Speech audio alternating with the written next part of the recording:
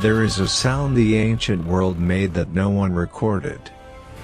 It was not the crash of a giant's footstep, not the screech of bronze being hammered into weapons that had no name yet, not even the low, grinding moan of a civilization learning to tear itself apart. It was quieter than all of that.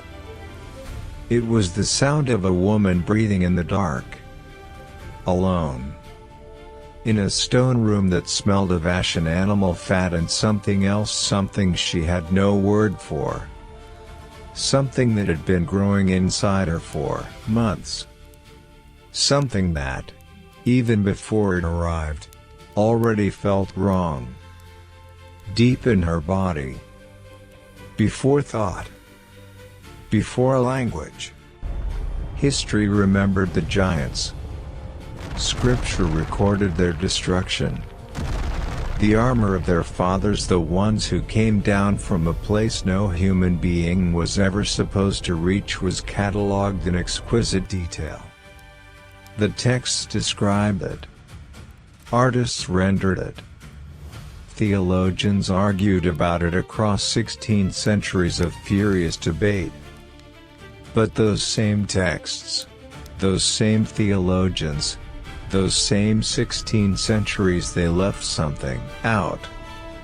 They left her out. The mortal woman. The daughter of men. The one who carried the weight of a cosmic transgression in her own flesh and delivered it, screaming, into a world that was already starting to break. This is the story that the manuscripts buried. Not the giants. Not the angels. Not the flood. The mothers. To understand why her story disappeared, you have to understand how stories get erased. It rarely happens with fire. Rarely with a single edict or a single night of burning scrolls. It happens slowly. In meeting rooms. In committee decisions. In the careful, considered language of men who are not lying, who genuinely believe they are protecting something important. Who believe the simplification is mercy. In the 4th century of the Common Era, 2 councils changed everything. The Council of Laodicea, around 363 AD. The Council of Carthage, around 397 AD. In the deliberations of these gatherings, the early Christian Church began the long process of defining which texts were scripture and which were not. Which voices would be carried forward into the next 1,000 years and which would be set aside. The Book of Enoch was set aside. This was not a small decision. For centuries prior, the Book of Enoch had been read, cited, and treated as authoritative by many of the earliest Christian thinkers. Jude, in the New Testament, appears to quote a tradition found in 1 Enoch directly. Tertullian defended it. Elements of its cosmology are woven through the New Testament so thoroughly that you cannot fully extract them without unraveling significant portions of the fabric. But it was set aside. And with it went the texture. The specific, terrible texture of what Genesis 6 actually described. Then came Augustine of Hippo, one of the most consequential minds in the entire history of Western Christianity. Around the turn of the 5th century, Augustine advanced what would become the dominant interpretation of Genesis 6 for over 1,000 years. He argued that the sons of God mentioned in the text were not supernatural beings. They were not fallen angels.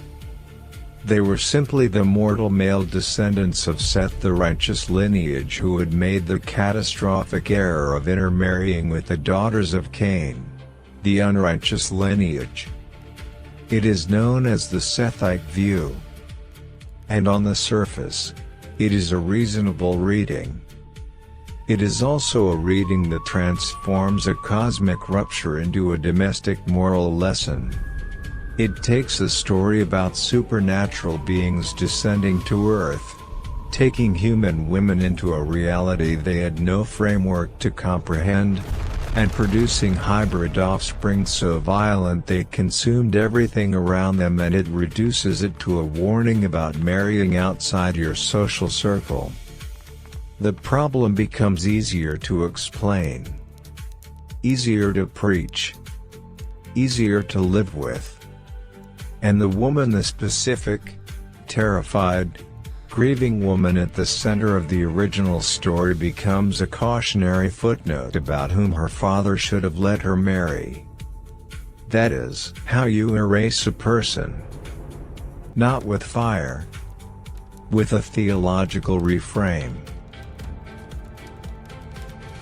Here's what the ancient text actually says. 1 Enoch Chapter 7 preserves an ancient interpretation of Genesis 6:1 that many scholars connect to early Jewish traditions from the Second Temple period. The passage is short. The translation is direct. The watchers took wives from among the daughters of men. And the women became pregnant and bore great giants. And the giants consumed all the produce of the men. And when the men could no longer sustain them, the giants turned against the men and devoured them. That is the entire passage concerning the women. The women become pregnant. They bear giants. The text moves on. There is no record of what the women felt. There is no account of what happened to them during the pregnancy, during the birth, or in the years that followed. The ancient manuscripts are completely silent on this point. Deliberately or not, they simply do not say. So we do not invent. We do not fabricate emotion or manufacture dialogue or claim to know things the record does not preserve. But we can ask an honest question. A legitimate question. If women like this existed in precisely this situation, what might their reality have looked like? Not as horror. Not as a modern creature feature with supernatural monsters. But as a chilling, grounded, human reality. Think about what the text describes. A pregnancy that results in a child dramatically larger than any child the human body was designed to carry. A birth that, if we take the text seriously, must have been traumatic on a scale the ancient world had no medical infrastructure to manage. No surgery. No anesthesia. No institution trained for this. Just a woman. A stone floor. And whatever was coming. But even before the birth there was the pregnancy itself. Months of it. In a world where pregnancy was already the most dangerous thing a woman regularly survived. Where the death of a mother in childbirth was not a tragedy to be prevented but a risk to be endured. Where the entire community of older women and experienced midwives existed precisely to manage the ordinary dangers of an ordinary birth. This was not an ordinary pregnancy. The women who lived near her would have noticed first. Not because they were watching for supernatural signs. Because they were practical. Because in the ancient Near Eastern world, a community's survival depended on every member of it being legible, healthy or sick, productive or failing, safe or dangerous. People watched each other the way communities have always watched each other when the margin between survival and starvation is narrow enough to count in handfuls of grain. They would have noticed that she was carrying differently. that she was eating more than a woman with child ought to need, that the weight of what was growing inside her was pulling on her frame in ways that the older women had no word for and no precedent to draw on. And they would have grown quiet around her. Not hostile. Not yet. Just quiet. The specific, careful quiet of a community that is waiting to understand something it has never seen before, and is not yet sure how afraid to be. She would have felt that quiet like a second weight on top of the first. And then an infant. But this is the most disturbing part. Not the birth. Not the size. What came after? The Book of Enoch is specific about what the giants required. They consumed everything.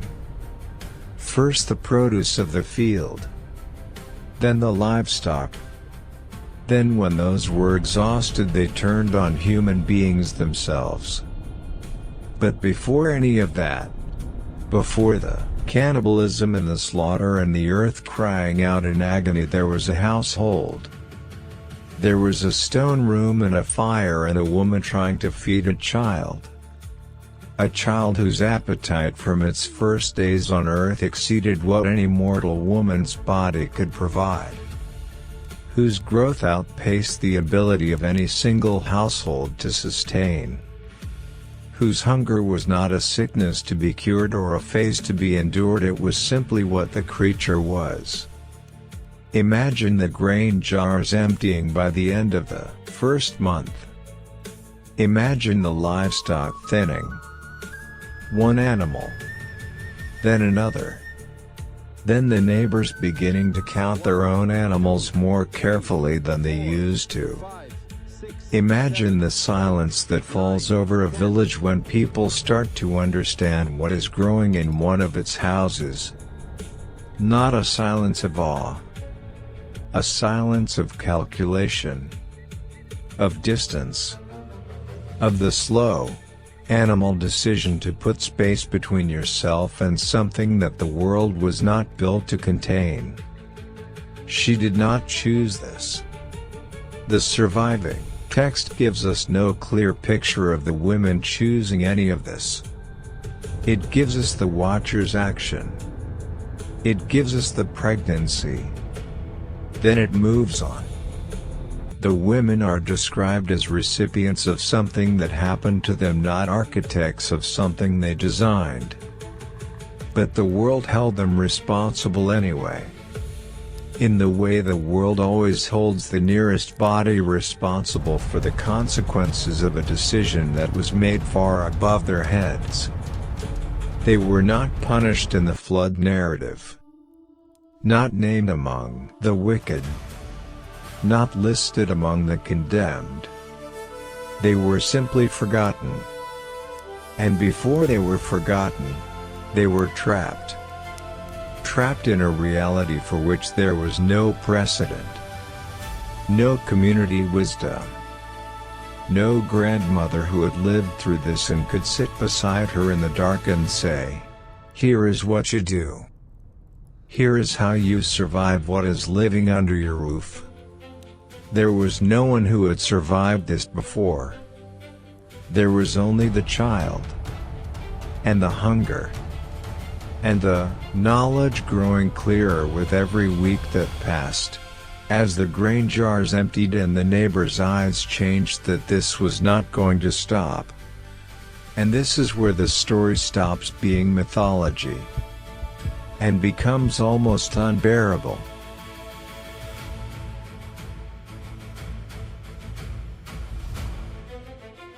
There is a specific moment described in the ancient texts that most people have never read. It is not the war of the giants. Not the descent of the watchers. Not the flood. It is a sound. 1 Enoch, chapter 9. The souls of the human beings who have been slaughtered, consumed by the giants. devoured in the escalating violence that the Watcher's transgression had set loose. Those souls cry out from the ground. Not metaphorically. The text is precise. Their voices rise from the earth itself, from the places where their blood soaked into the soil and was never properly buried and was never properly mourned. And those voices reach for archangels: Michael, Gabriel, Raphael, Uriel. They look down. They see the earth soaked in blood. They see human beings being devoured. They see the Nephilim walking across a landscape of total devastation, consuming everything in their path, having grown so far beyond anything the mortal world could contain or correct that there is nothing left to do but bring the report before the throne of God. The text reads like a legal document, a formal complaint filed on behalf of the dead. They are crying out and complaining up to the gates of heaven. And now to you, the holy ones of heaven, the souls of human beings are complaining, saying, "Bring our cause before the Most High." This is what the lamentation of the ancient world sounds like. But think carefully about where those voices are rising from. From the children of the same women. From the communities that surrounded the same households. From the villages that ran out of grain, and then livestock, and then when there was nothing left ran out of people. The mother's grief and the earth's lamentation are the same grief. They share the same origin. Because she did not just lose her household. She did not just watch her grain jars empty and her neighbors grow thin and frightened and then disappear. She lost something more specific and more devastating than that. She lost the meaning of herself. In the ancient Near Eastern world, the world that produced these texts, a mother's identity was inseparable from her role as sustainer. She was the one who fed, who protected, who wove the cloth, ground the grain, kept the fire burning through the cold months. She was the one who stood between her household and starvation, between her children and the dark. That was not just her function. It was who she was. And now her child was the reason the neighbors were locking their doors. Her child was the reason the grain jars were empty, not from drought or poor harvest or raiders from the eastern passes. From what lived in her own house. What she had carried in her own body. What she had delivered into the world with her own effort and fed with her own hands in those first desperate weeks before it became clear that no amount of feeding was ever going to be enough. There is a specific category of human suffering that has no good name. It is the suffering of a parent who loves what is destroying everything around it. It is not simple grief. Grief points backward toward what was lost and is now gone. This is different. This points forward and sideways simultaneously. Toward something that keeps growing, keeps requiring, keeps consuming. Toward a need that the mother cannot meet and cannot stop trying to meet. Because the trying is the only thing she has left that still resembles the person she was before all of this began. And underneath the grief, underneath the exhaustion, underneath the quiet the neighbors had settled into around her house, there was something else. Something she could not have named. Because the ancient world did not have a word for it either. The knowledge that her love had become complicit. Every time she fed the child, she was feeding something that was consuming the village's reserve.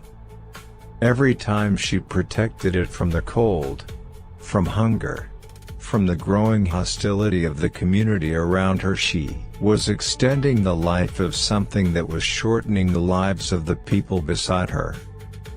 She knew this. In the way that people know things they cannot afford to fully think about. In the back of the body. In the hesitation before sleep. She could not stop. Not because she lacked understanding, but because the bond between a mother and the child she has carried and delivered and fed and stayed awake for through the cold nights is not a rational structure that can be revised when the information changes. It is older than reason. It is built from something the body laid down long before the mind had any say in the matter. And the giants, as they grew, understood this perfectly. The text does not say this explicitly, but it is there in the logic of what the ancient world was describing. The Nephilim were half-human. They understood human attachment the way a predator understands the specific weakness of the animal that has lived alongside all its life. They knew that the mothers would not abandon them. They knew that the village would have to move against the mothers first, and that the village, which also had mothers, would find that very difficult to do. The mothers were not only victims. In the terrible arithmetic of what First Enoch describes, they were also, in the most involuntary way imaginable, shields. And that is the part that the manuscripts could not figure out how to write down. The texts do not record what happened to these women when the violence escalated.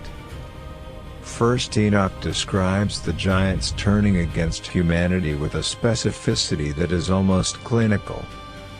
It describes consumption, bloodshed, the earth defiled beyond recognition, the archangels watching in a kind of horror that, and this is remarkable, the text describes in terms that sound almost like grief.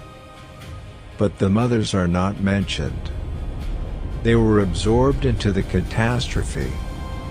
Part of the collateral record that the scribes did not think to keep, or perhaps could not keep, because the keeping of it required a framework the ancient world did not yet have. A language for this particular kind of loss. A way of writing down what it means to be the body through which catastrophe entered the world, without having chosen to be. The earth cried out. The archangels heard it and brought it before God. But the sound of a specific woman breathing in a specific stone room, her fire burning lower, her child growing larger, the weight of the world shifting on its axis somewhere above her head, that sound never reached the manuscripts at all. The most devastating things rarely do. Here is where this ancient story reaches across 4,000 years and touches the world you are living in right now. The Watchers, according to First Enoch, did not only commit the sin of transgressing the boundary between divine and human. They brought something with them when they came down. They brought knowledge. And the text is specific, almost uncomfortably specific, about what kind. Chapter 8. Azazel taught men to make swords and knives and shields and breastplates, and made known to them the metals of the earth. Semizah taught enchantments. Armoros taught the resolving of enchantments. Barakijal taught astrology. Kokabel taught astronomy. Ezekiel taught the knowledge of the clouds. Arakiel taught the signs of the earth. Shamsiel taught the signs of the sun. Sariel taught the course of the moon. Read that list slowly. Metallurgy. Astronomy. The reading of weather patterns. Military technology. Cosmetics. The chapter also includes the knowledge of how to beautify the human body in ways the ancient world had not yet discovered on its own. These are not evil things in themselves. Metallurgy eventually gave humanity surgical tools. Astronomy gave us navigation and calendar systems and the first serious attempts to understand where we are in the universe. The knowledge of the clouds and the earth and the seasons. These are the foundations of agriculture, of civilization itself. But they were introduced before humanity had the wisdom to hold them. And that may be the warning hidden inside this story. The problem was not the knowledge. The problem was the timing. The problem was that these things arrived in a world that had not yet built slowly, through its own failures and recoveries and hard-won learning the moral infrastructure needed to survive them. The first men to receive the secret of metallurgy did not build hospitals. They built swords, knives, shields, breastplates.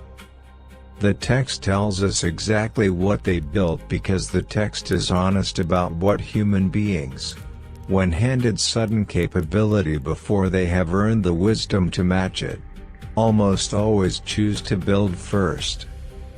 Our tools are moving faster than our conscience, faster than our laws, faster than our ability to ask whether we should use them at all.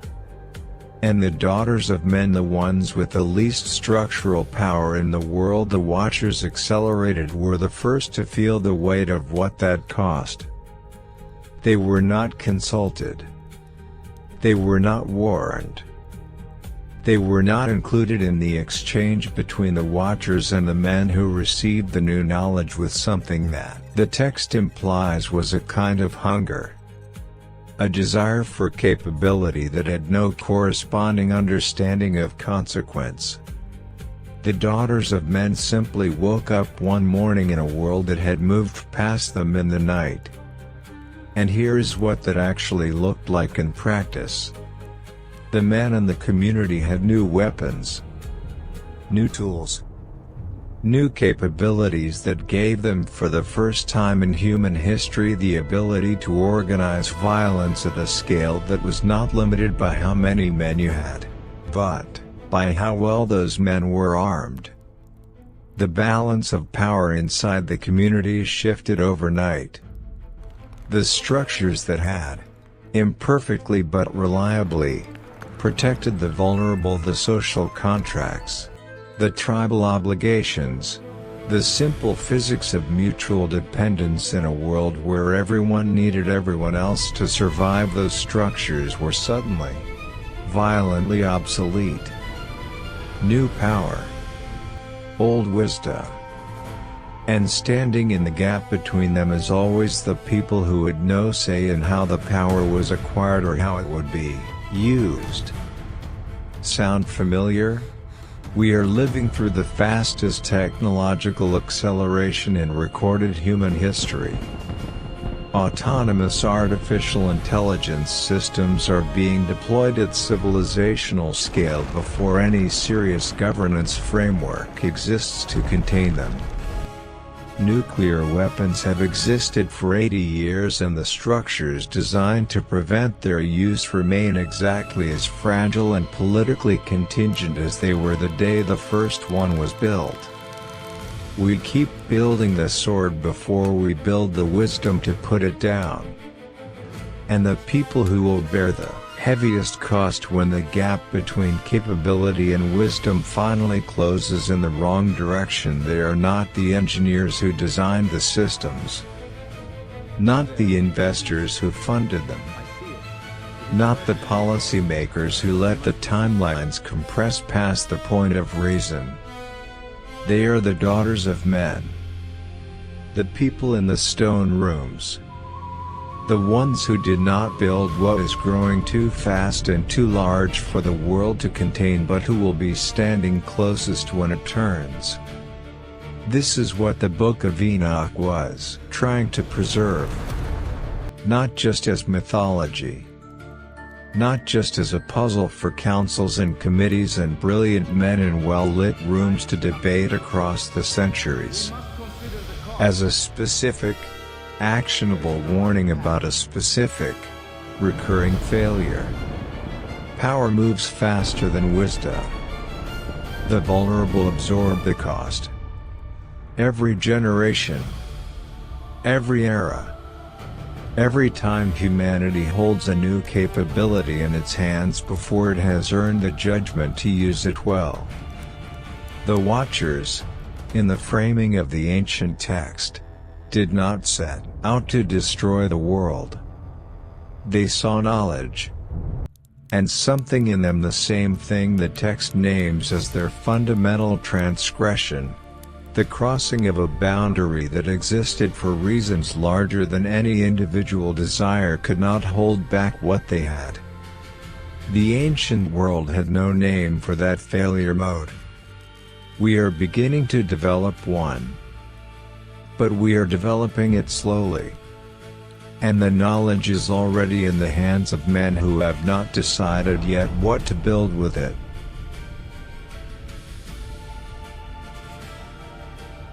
The flood came. The Nephilim were destroyed.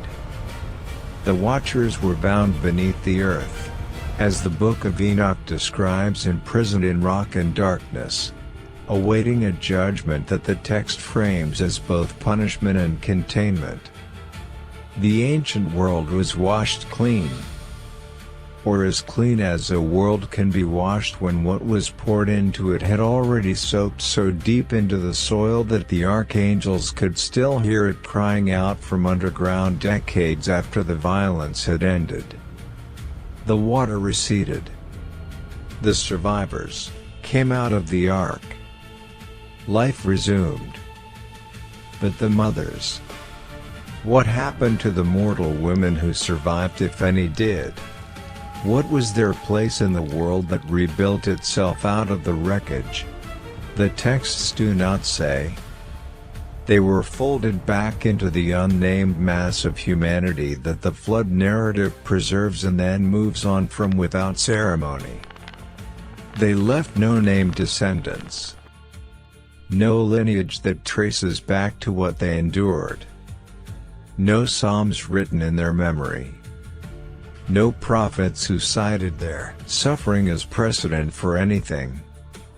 No theological tradition that paused long enough to ask what it had cost them specifically, personally, in the hours and days and years of their actual lives to carry that weight into the world.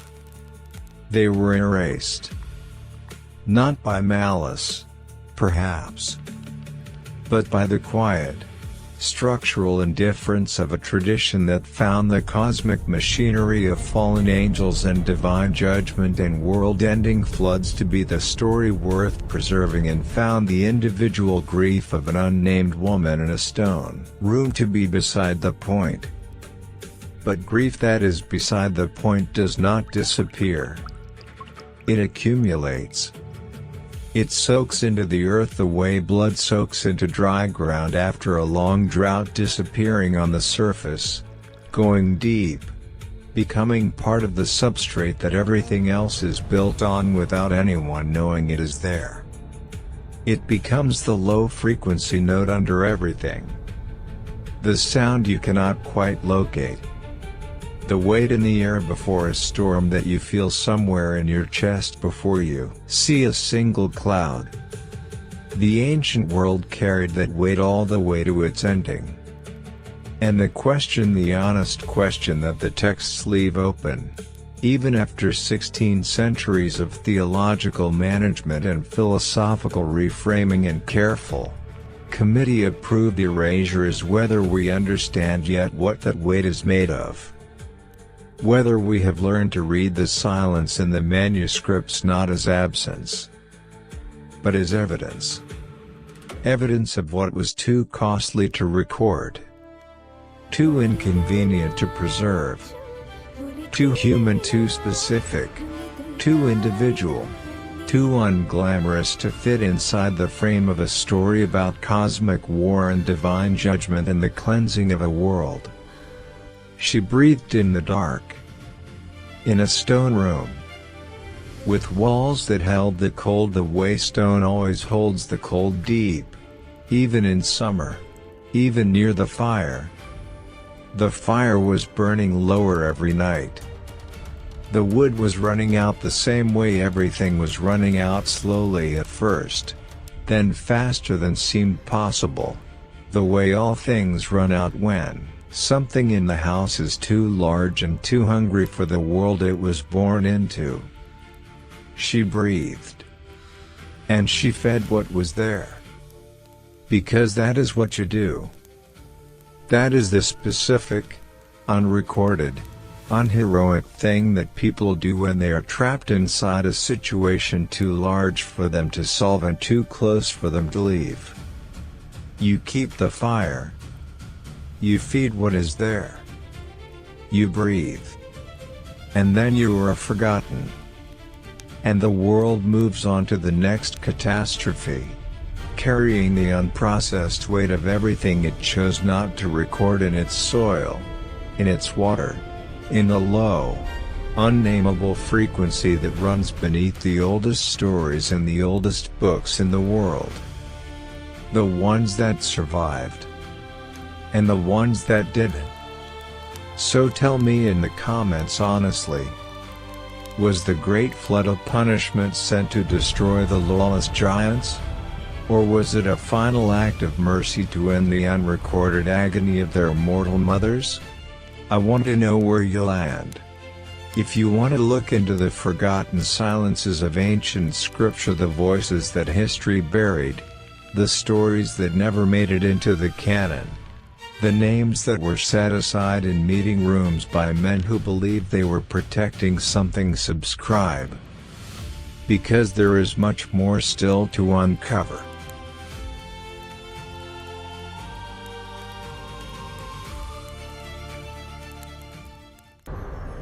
Enter the realm of divine secrets. Welcome to Bible Confidential.